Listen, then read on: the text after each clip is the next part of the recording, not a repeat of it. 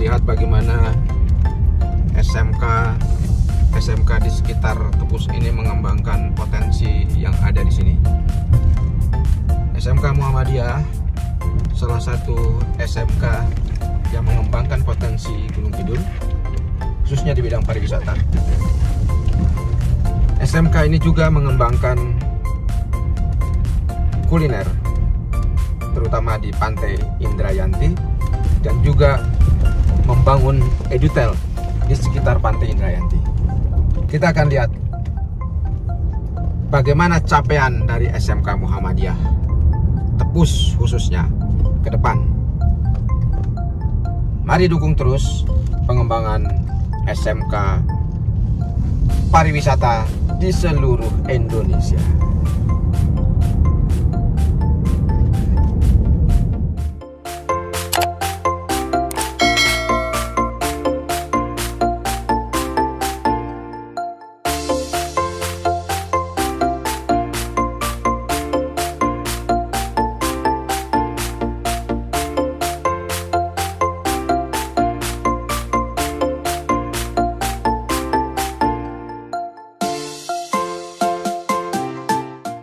Ya, ini SMK Muhammadiyah Tepus sudah memiliki edutel, dan ini kebetulan SMK ini mendapatkan bantuan di tahun 2019. Kita akan lihat lebih jauh.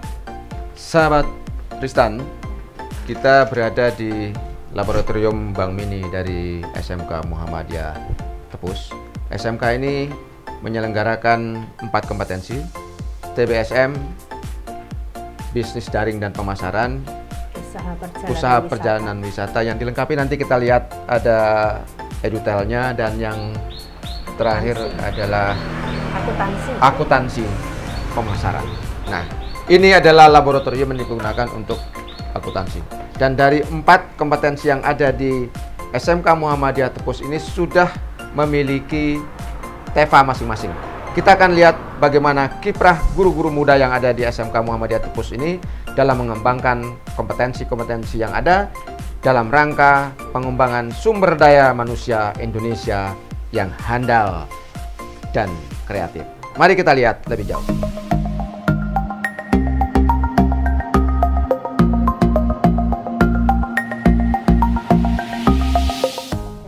Ya, ini adalah laboratorium dan sekaligus usaha yang dikembangkan oleh kawan-kawan sebagai TEFA yang ada di sini. Ya, di sini ada Bu Indah, Kepala Sekolah SMK Muhammadiyah Tepus. Bu Indah, bagaimana konsep pengembangan SMK Muhammadiyah Tepus untuk 4 kompetensi yang dikembangkan? Oke, terima kasih. Sebelumnya, Assalamualaikum warahmatullahi wabarakatuh. Untuk pengembangan SMK, kebetulan 3 tahun ini kita mencoba untuk merintis TEFA dengan bersinergi dengan Dudi, di mana Dudi yang kita ajak kerjasama ini kaitannya juga dengan penyelarasan kurikulum, supaya kurikulum kita yang ada di sekolah ini bisa selaras dengan Dudi. Kemudian juga kaitannya dengan pengiriman PKL siswa, guru magang, dan juga kita koordinasi kaitannya dengan pengembangan TEFA ini. Ya, dalam konteks pengembangan kualitas gurunya, bagaimana model kerjasama yang dikembangkan oleh SMK Muhammadiyah Tepus dengan Dudi atau Eduka? Kami biasanya mengirimkan guru-guru ini magang ke Dudi, kemudian nanti ada kerjasama lebih lanjut kaitannya dengan apa saja yang ada di Dudi ini, pembaruan apa saja, sehingga nanti para guru kami bisa langsung menerapkan kepada siswa. Untuk usaha-usaha seperti ini yang dikembangkan menjadi TEFA ini, keterlibatan guru sejauh mana, Bu Indah? Kalau guru kami libatkan untuk masing-masing jurusan, Kaprodi sampai dengan guru produktif. Nah, kemudian nanti anak-anak ini bergiliran untuk ikut terlibat di sini. Harapannya dari TEFA yang ada ini bisa menunjang KBM, utamanya adalah praktik, memberi pengalaman, meningkatkan keterampilan para siswa. Sahabat Tristan, lokasi SMK Muhammadiyah Tepus ini termasuk jalur yang strategis menuju ke wilayah pariwisata. Nah, kita akan lihat bagaimana SMK Muhammadiyah Tepus mengembangkan usaha perjalanan wisata. Ayo kita lihat.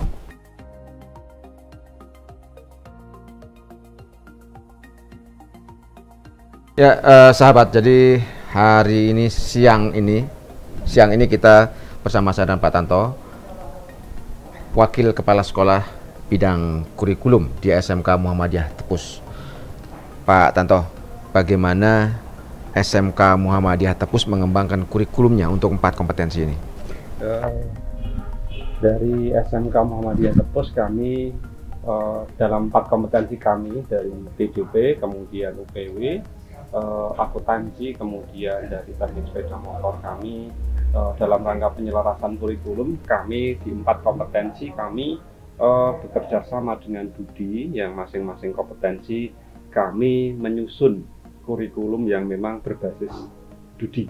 Nah, untuk arah yang memang kami ambil yaitu salah satu contoh sebagai misal untuk usaha perjalanan wisata kami selain penyelarasan kurikulum kami juga mengimplementasikan kurikulum kami dalam bentuk kerjasama yaitu kami dengan beberapa biro perjalanan wisata yang ada di Gunung Kidul. Kami utamakan karena ini memang kami berada di Gunung Kidul.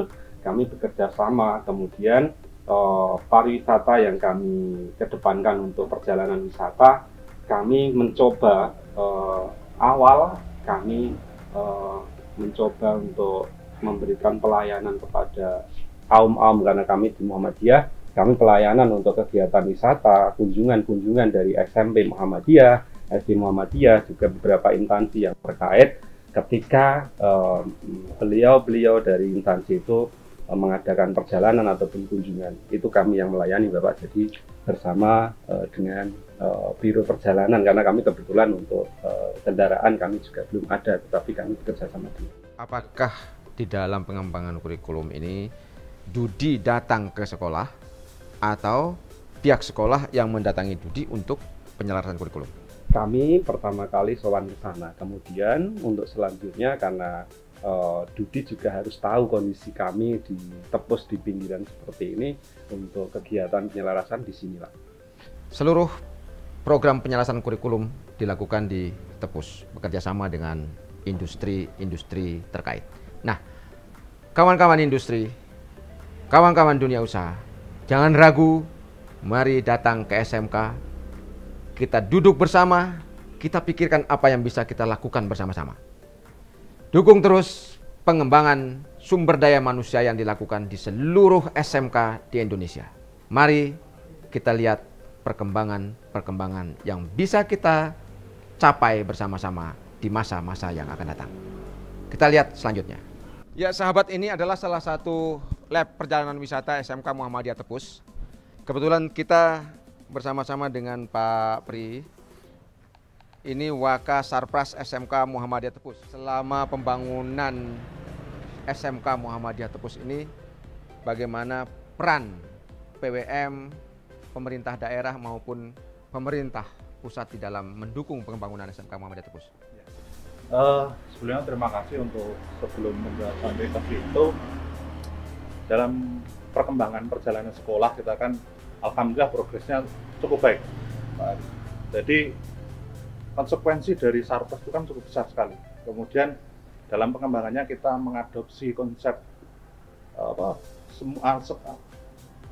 simple pedestrian connecting ya. Jadi semua bangunan karena kita di dalam satu komplek kita jadikan satu, kemudian terkoneksi semuanya. Jadi kita itu.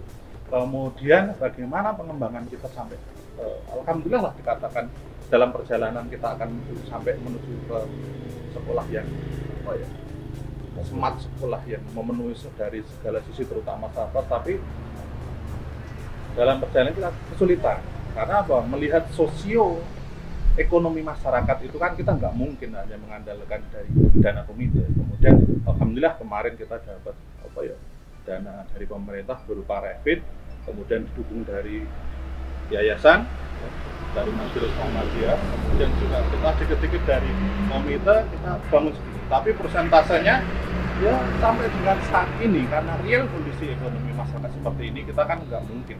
Jadi kita hanya mengandalkan dana dari pemerintah. Itu sementara itu. Dalam kondisi pandemi seperti ini kan perjalanan pembangunan di SMK Muhammadiyah ini tetap berjalan sesuai dengan rencana. Ya. Nah, bagaimana menyiasati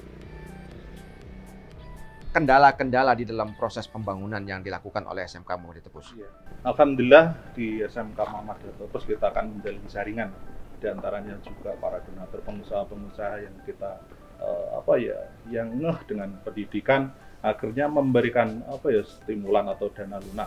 Jadi kita terus bisa berjalan, terutama juga dari dunia perbankan, kita juga punya BMT, Pak.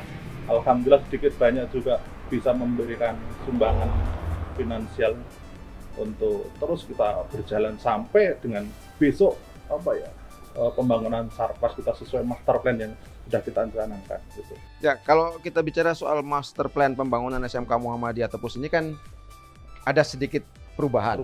Ya. Nah, bagaimana ini bisa berjalan?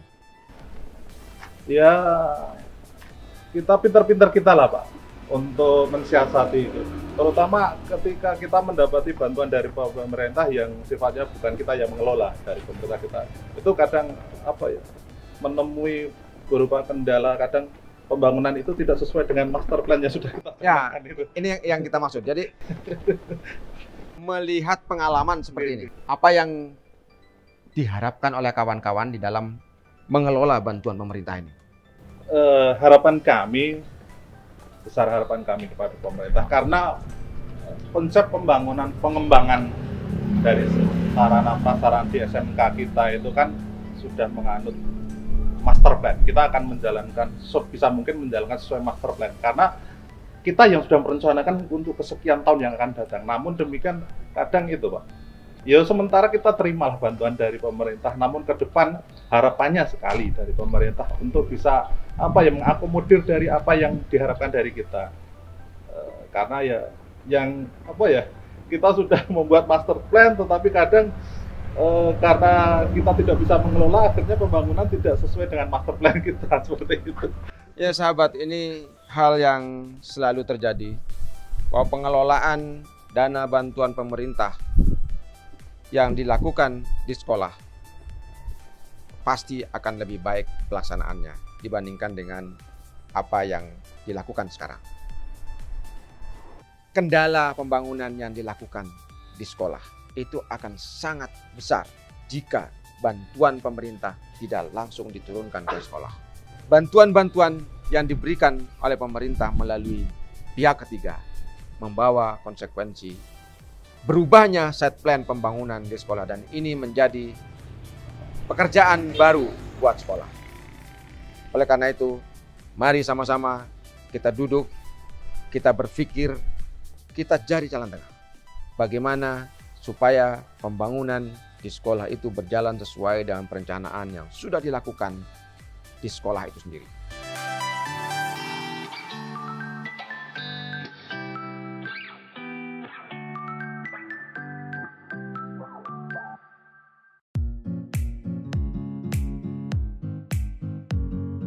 Sahabat, ini adalah lab akuntansi dan pemasaran yang dimiliki oleh SMK Muhammadiyah Tepus. Lab ini berbasis digital.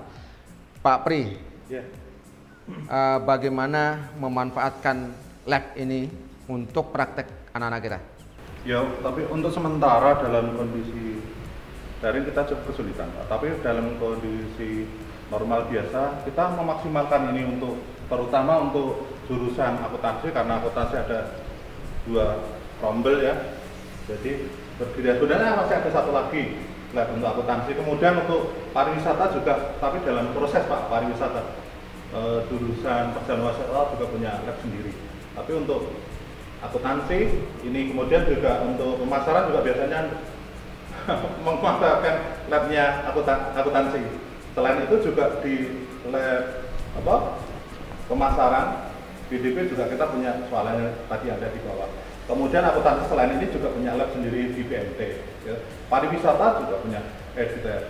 Kemudian kalau TBSM kita punya bengkel yang ada di depan tadi.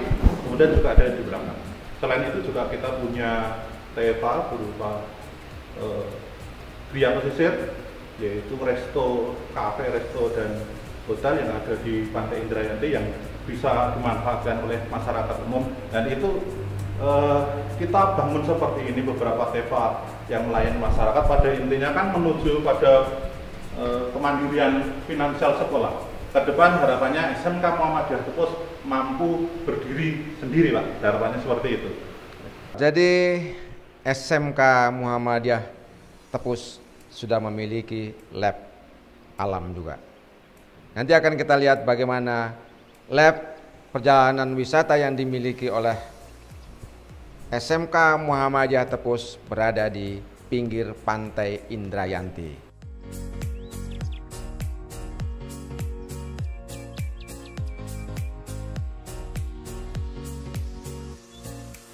Gria Pesisirmu merupakan resto dan penginapan yang terletak di kawasan Pantai Indrayanti. Yang berbeda, resto dan penginapan ini dikelola oleh SMK Muhammadiyah Tepus, sekolah swasta di pinggiran selatan Kabupaten Gunung Kidul. Selain sebagai unit usaha, Gria Pesisirmu juga difungsikan sebagai laboratorium pembelajaran siswa khususnya jurusan pariwisata. Bu Lucy, ini kan kerjasamanya sudah cukup lama ya dengan SMK Muhammadiyah Tepus. Apa saja yang dikembangkan di dalam kerjasama Edutel dengan pihak Dudi? Ya, yang pertama dari kerjasama itu kita mempraktekkan anak untuk praktek di sini, Pak. Jadi kami setiap hari itu pasti menyetorkan anak ke sini untuk praktek secara langsung di sini.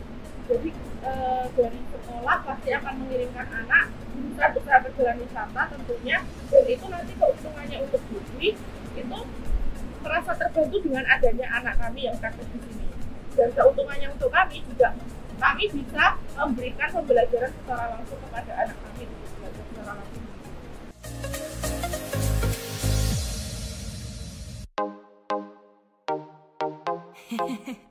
Indonesia maju bersama SMK.